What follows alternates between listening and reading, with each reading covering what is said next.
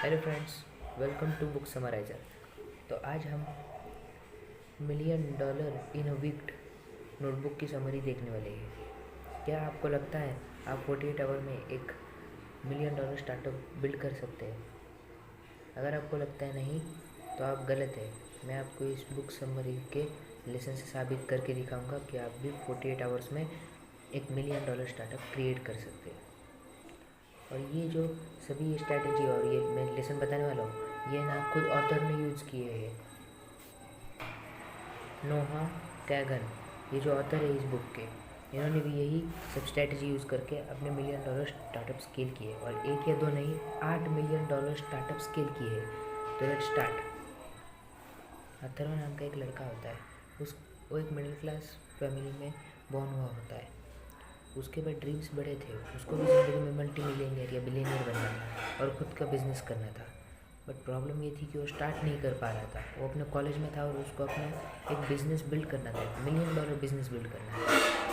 Problem यही थी कि वो स्टार्ट नहीं कर पा रहा था। वो वीडियो देखता था, बिज़नेस को सीखता था, वो कंटेंट को बिज़नेस वाले कंज्यूम करता था, बट वो एक इल्यूजन में जी रहा था। बस वीडियो देखना, आइडियाज़ लिखना और एक दिन भर यही करना। तो वो मतलब इससे बहुत उदास परेशान सा हो गया था कि मैं स्टार्ट कैसे करूँ। उसको कोई गाइडेंस या कोई मेंटोर नहीं मिल रहा था।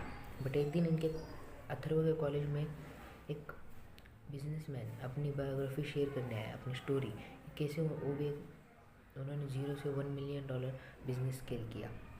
और नोहा उनकी स्टोरी सुन के बहुत मोटिवेट हो गए, क्योंकि उनकी स्टोरी भी बिल्कुल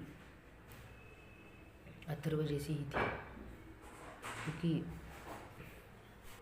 अथर्व भी मिडिल क्लास था और जो बिजनेसमैन ओनर आया था उधर, वो भी मिडिल क्लास था।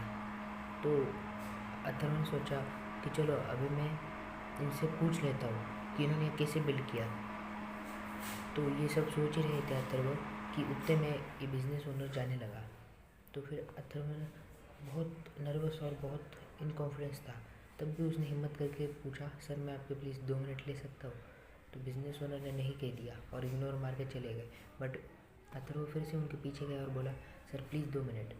तो बिजनेसमैन ने सोचा, चलो इसके डेडिकेशन है, ये कुछ ना कुछ पूछना चाहता है, ये बार बार पूछा है। तो उसने कहा, हाँ मैं इधर से अभी अगले अपने बिज़नेस की ऑफिस पे जा रहा हूँ, अगर तुम चाहो तो मेरे कार में आके हम 10-15 मिनट ये सब डिस्कस कर सकते हैं।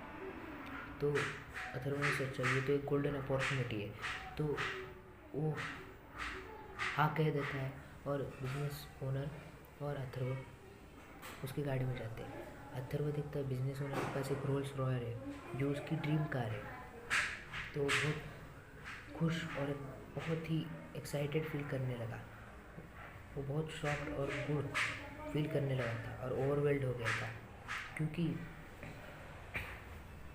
वो इतनी महंगी गाड़ी में बैठा था जिसके वो ड्रीम में नहीं देख सकता था कि मैं इसके अंदर कभी बैठूंगा। उसके बाद बैठने के बाद सर भी आ चुके, बिजनेस ओनर जिसको हम बोलेंगे ओनर या बिजनेस ओनर। तो बिजनेस ओनर जो है वो बैठते और पूछते, बोलो तुम्हें मुझसे क्या चाहिए या तुम्हें मुझसे क्या पूछना है? तो फिर अथर्व नर्वस होकर पूछता है कि मुझे आपके जैसा बनना है, कुछ भी कर कर मुझे भी आपकी तरह सक्सेसफुल होना है। तो फिर बिजनेस ओनर कहते हैं, ठीक है तुम्हें भी मेरे जैसे स्टार्टअप बिल्ड करना है? तो अथर्व कहता है, हाँ बिल्कुल, बट मुझे समझ नहीं आ रहा मैं कैसे करूँ। तो बिजनेस ओनर बोलता है, ये प्रॉब्लम है, तुम स्टार्ट नहीं कर पा रहे हो। तो अथर्व कहता है, हाँ मैं स्टार्ट ही नहीं कर पा रहा हूँ, यही तो मेन प्रॉब्लम है। मैं सब करता हूँ, कंटेंट देखता हूँ, कंटेंट कंज्यूम करता हूँ बिजनेस ओनर के, ऊपर से वर्कशॉप भी अटेंड करता हूँ, बट मैं स्टार्ट नहीं कर पा रहा हूँ। तो बिजनेस ओनर कहते हैं, हाँ ये प्रॉब्लम मुझे भी आई थी, मैं भी स्टार्ट नहीं कर पा रहा था, बट मुझे एक नोटबुक मिली, उसकी वजह से मेरे सभी डाउट क्लियर हो गए। तो आज मैं तुम्हें इसी नोटबुक की बातें और लेसन्स बताने वाला हूँ। एक किसी भी बड़े बिजनेस को क्रिएट करने के लिए 3 स्टेप होते हैं, बिजनेस ओनर बोलते हैं। तो अथर्व पूछता है क्या? तो बिजनेस ओनर जवाब देते, start it, build it, grow it.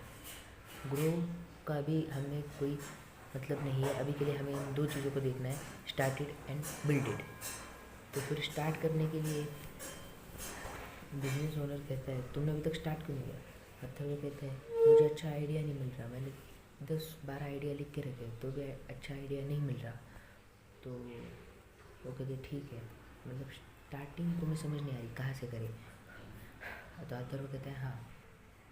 तो बिजनेस ओनर कहते हैं एक परफेक्ट आइडिया का इंतज़ार मत करो।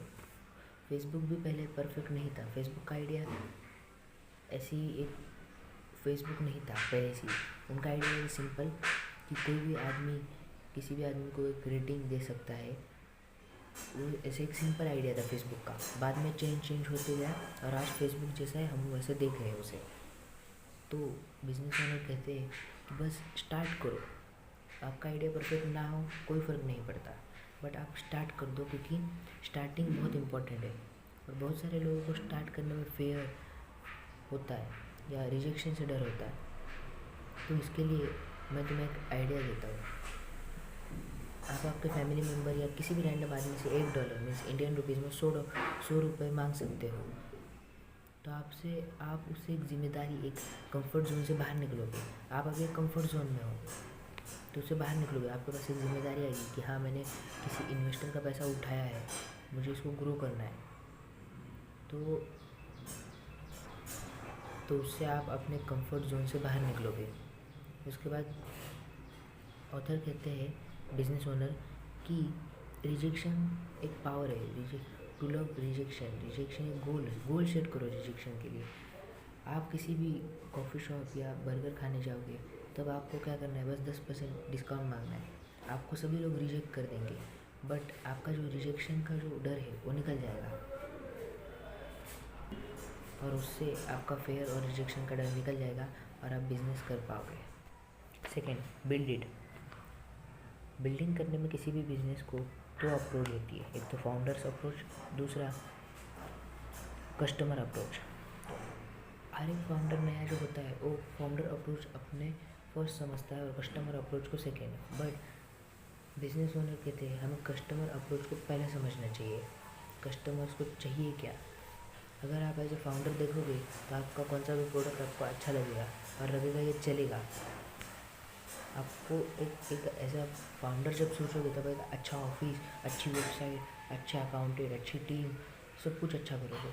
बट जब आपके प्रोडक्ट की बारी आएगी तब वो फेल हो सकता है।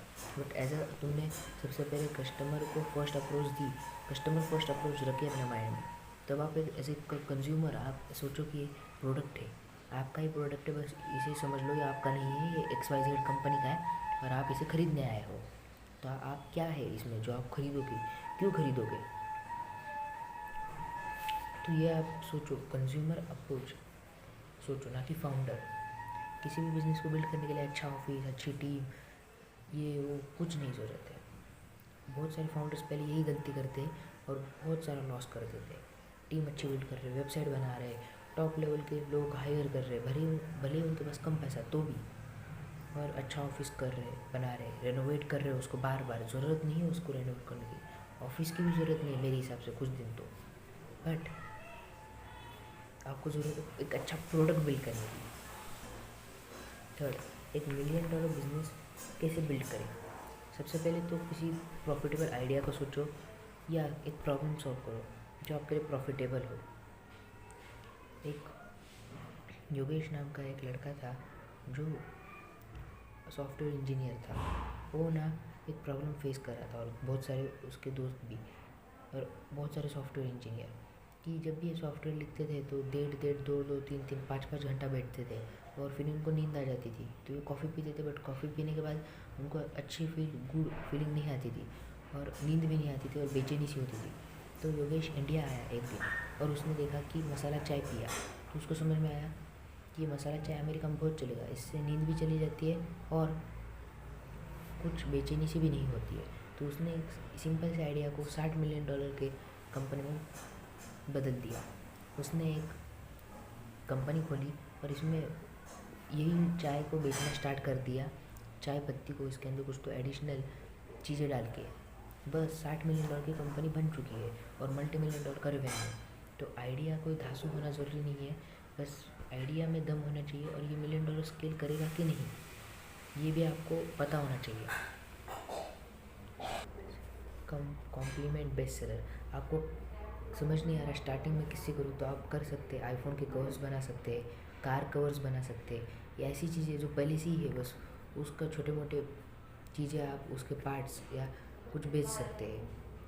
आपको अपने मार्केट प्लेस पे भी देखना है कि क्या सच में हमारा ये जो आइडिया है $1 मिलियन स्टार्टअप में बदल सकता है, क्योंकि आपको देखना पड़ेगा, क्योंकि हर एक आइडिया $1 मिलियन स्टार्टअप में नहीं बदल सकता।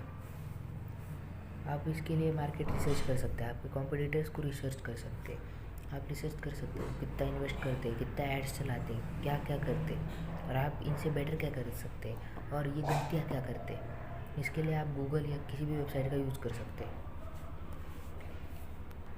मैं आपको एक एग्जांपल दे सकता हूँ कि आप अगर एक फ़िटनेस ऐप बना रहे हैं जो लोगों को डाइट मैनेज करने में मदद कर रहा है, तो आप देखिए और फिटनेस ऐप है क्या मार्केट में, और है तो ये लोग क्या कर रहे हैं, एडवर्टाइजमेंट कैसे कर रहे हैं, ये लोग क्या कर रहे हैं जो इनके बिजनेस घाटे में जा रहा है, या ये लोग ऐसा क्या कर रहे हैं, ये प्रॉफिटेबल क्यों है। तो स्टडी कीजिए, नोट्स बनाइए, आप आपके कंपटीशन को स्टडी कीजिए। अगर मैं आपको सैम वाल्टन का भी एग्जांपल दूँ, जो एक अमेरिकन बिजनेसमैन और एक इन्वेस्टर रहे हैं और one of the richest person रहे हैं दुनिया में, तो उन्होंने खुद से ज़्यादा, खुद की कंपनी से ज़्यादा दूसरों की कंपनी में ध्यान दिया है, अपने कॉम्पिटिटर्स के। वो ना वॉलमार्ट के ओनर और फाउंडर थे, तो वो ना खुद के स्टोर से ज़्यादा दूसरों के स्टोर्स में रिसर्च करते थे कि क्या ये लोग गलत कर रहे हैं, क्या ये लोग सही कर रहे हैं मेरे से, जो ये ज़्यादा प्रॉफिटेबल है।